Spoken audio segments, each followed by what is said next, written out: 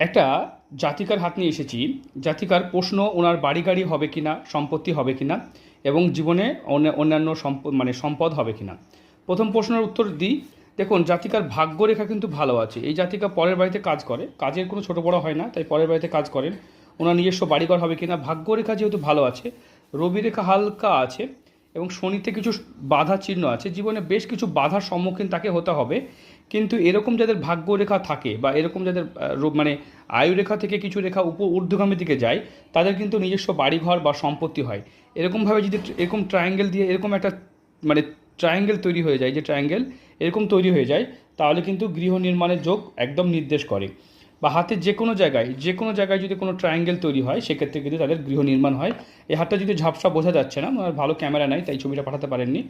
আপনারা কি সমস্যায় আছেন যদি জানতে চান, তাহলে স্ক্রিনে দেওয়া নাম্বারে যোগাযোগ করবেন। সুস্থ থাকবেন, ভালো থাকবেন। এই ধরনের ভিডিওর জন্য চ্যানেলটা সাবস্ক্রাইব করুন।